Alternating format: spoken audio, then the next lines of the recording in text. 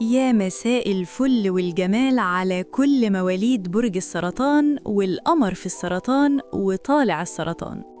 النهاردة احنا بنتكلم العيد الفلكي الحقيقي أبريل 2026. مش شهر عادي، ده بوابة زمنية بتفتح ومكتوب عليها ممنوع الوقوف والانتظار. عارفة إنك ساعات بتميل للهدوء والتقوقع جوه صدافتك، بس الشهر ده الكون قرر يسحبك من إيدك ويحطك في نص المسرح تماماً. خليني أقولك ليه طاقة أبريل السنة دي نارية بامتياز. إحنا عندنا حشد كوكبي غير مسبوق في برج الحمل.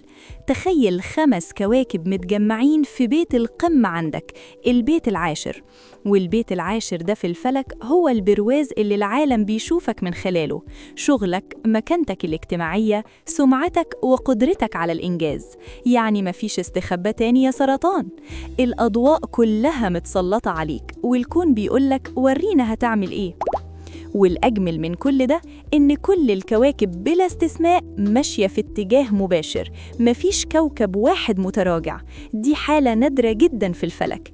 عادة بنلاقي كوكب بيشدنا لورا أو يخلينا نراجع الماضي، لكن في أبريل 2026 الخيل كلها بتجري بأقصى سرعة لقدام، مفيش مجال للتردد. لو كنت عندك طاقة التعطيل أو حاسس إنك محلك سر في مارس اللي فات، فأبريل جاي يكسر الحالة دي تماماً. طاقة الحمل بتديك الأدرينالين والشجاعة عشان تبدأ حاجات جديدة وتخرج من الفورمة القديمة اللي ما بقتش تناسبك. يا مواليد السرطان، انتوا بالذات عندكم ميزة إضافية الشهر ده. كوكب المشتري، كوكب الحظ والفرص الكبيرة، موجود في برجك انت، وبدأ يتحرك حركة مباشرة من نص مارس. المشتري في السرطان بيكون في قمة سعادته، وده معناه انه بيطبطب عليك وبيحميك وسط الزحمة والسرعة اللي في الجو. هو ده الظهر والسند اللي بيخلي قراراتك الجريئة تطلع صح في الآخر.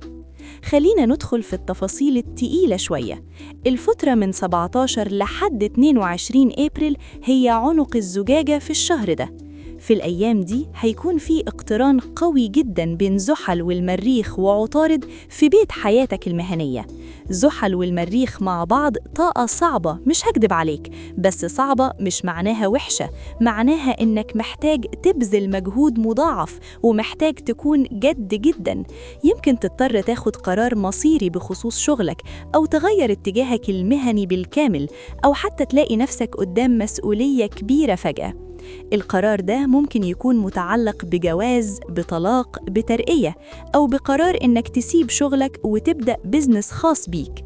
المهم إنك في الفترة دي لازم تكون واعي جدا وانفعالاتك تحت السيطرة.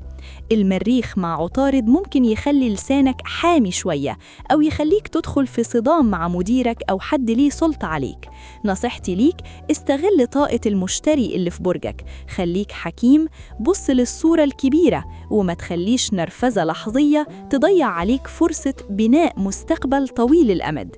زحل هنا بيطلب منك التزام، والمريخ بيديك القوة، وعطارد بيديك الفكرة. لو جمعت التلاتة صح هتعمل إنجاز الناس هتحكي عنه سنين قدام. وعلى سيرة البناء، أبريل ده هو وقت التضحيات الذكية. يعني إيه؟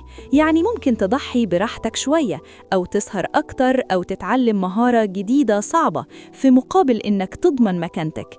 البيت العاشر ده هو بيت السلطة، وممكن تلاقي نفسك بتتعامل مع مؤسسات حكومية أو شخصيات مرموقة، والتعامل ده هو المفتاح لبداية دورة حياة جديدة بتستمر لسنين.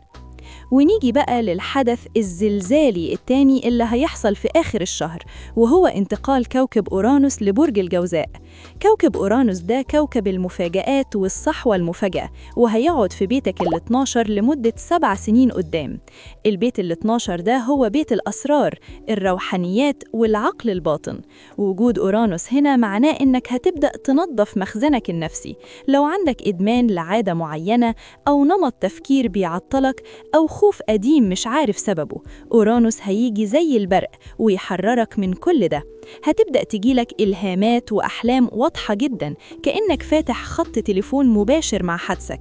هتفهم نفسك أكتر وهتكتشف إن قوتك الحقيقية جاية من الداخل مش من الخارج. وبالنسبة للجانب الاجتماعي، كوكب الزهرة موجود في بيتك ال11 الشهر ده.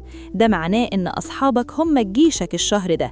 لو محتاج مساعدة، لو محتاج واسطة في شغل، أو حتى محتاج حد يسمعك، هتلاقي الدعم من دايرتك القريبة.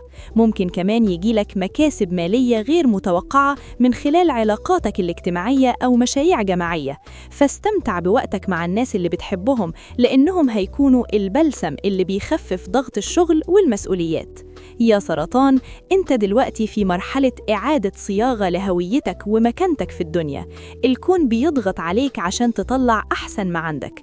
ما تخافش من التحديات، لأن هي اللي بتصنع الأبطال. انت عندك الجرين لايت أو الضوء الأخضر من كل الكواكب إنك تنطلق. لو كنت مستني إشارة عشان تبدأ خطوة كبيرة، فدي هي الإشارة. ركز في الفترة من 17 ل 21 أبريل. خليك هادي، خطط كويس، وما تحرقش مراكبك مع حد مهم. تذكر إن المشتري في صفك، وده لوحده كفيل إنه يخليك تعدي أي مطب صناعي. أبريل 2026 هو البداية الحقيقية لقصة نجاحك الجديدة. أتمنى لك شهر كله طاقة وإنجاز وفرحة يا سرطان. خليك شجاع، الأرض ملك للي بيقدروا ياخدوا الخطوة الأولى. أشوفكم على خير في التوقعات الجاية.